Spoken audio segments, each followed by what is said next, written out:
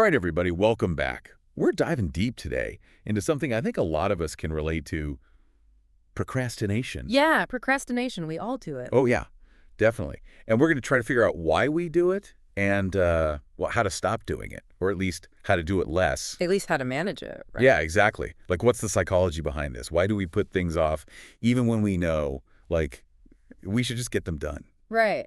Like, it's going to make us feel better to get it off our plate, but we still don't do it. Exactly. And Okay. that's what we're going to get into today. So, like, first of all, how would you even define procrastination?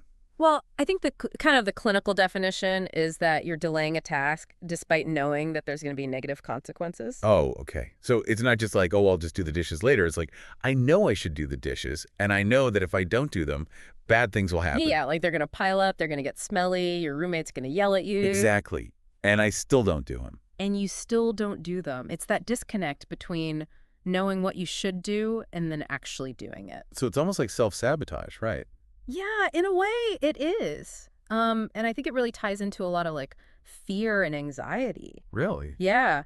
A lot of times we procrastinate because we're afraid of failing. We're afraid of the task being too hard, so we just avoid it altogether. Oh, that makes sense. It's like, well, if I never started, I can't fail at it. Right, exactly. Or, sometimes it's just like we're afraid of the judgment of others. Like, what if I do a bad job? What will people think? Oh, yeah, for sure. So it's all these, like, complicated emotions that are tied into this whole thing. Absolutely. And, our brains are kind of wired for procrastination. Oh, no, really? Yeah. Our brains are really good at prioritizing instant gratification over long-term rewards. Okay, so what does that mean? Like, explain that to me. So it's like our brains, they love that dopamine hit. Like when you check your phone and you get a like on Instagram, that feels good. Oh, yeah. A little dopamine rush. Yeah, that's instant gratification. But doing something that's difficult, that maybe won't have a reward until way later, our brains aren't as excited about that. So it's like my brain is choosing the easy, fun thing over the thing that's actually good for me in the long run. Exactly. Your brain's like, let's scroll through TikTok. That's way more fun than writing that report. It's so true.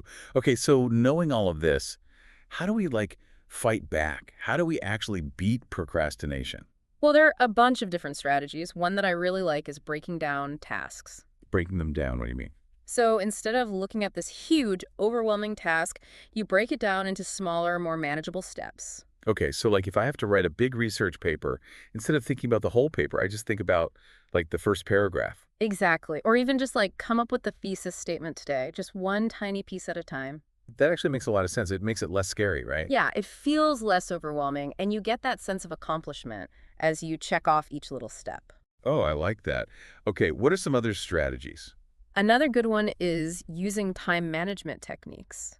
Like, have you heard of the Pomodoro technique? Yeah, I've heard of that. Yeah. Is that the one where you, like, work for a certain amount of time and then you take a break? Yeah, exactly. So you set a timer for 25 minutes, you focus on work, and then you take a 5-minute break. Oh, okay. So it's like little intervals. Exactly. It can be really helpful for people who get easily distracted. Oh, yeah, that's me for sure. Yeah. Like, I'll start working on something and then suddenly I'm like, oh, I need to check my email. Oh, I need to go do laundry. Right, exactly.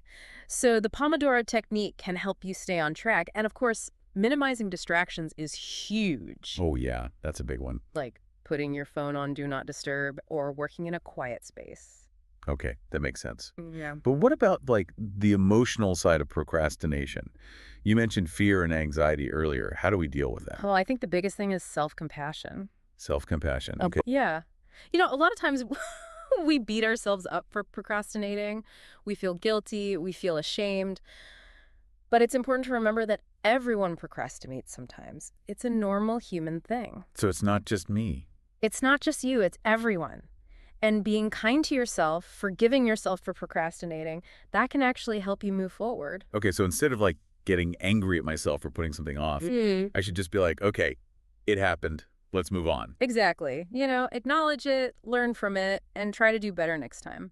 Wow, I never really thought about it that way. That's actually really helpful. It can be a real game changer. And, sometimes procrastination can actually be a sign that something's not right.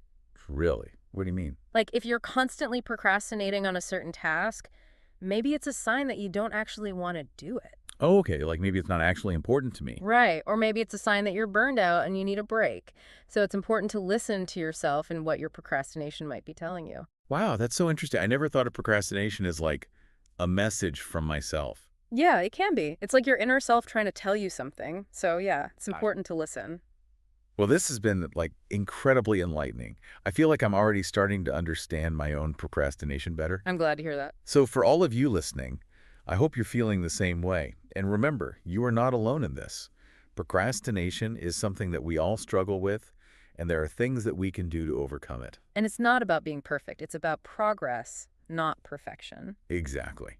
So maybe try out one of the strategies we talked about today, like breaking down a task or setting a timer. And remember to be kind to yourself. We're all just figuring this out as we go. Absolutely. And who knows, maybe a little bit of self-compassion is all you need to finally tackle that thing you've been putting off. I love that. All right, thanks for listening, everybody. We'll see you next time.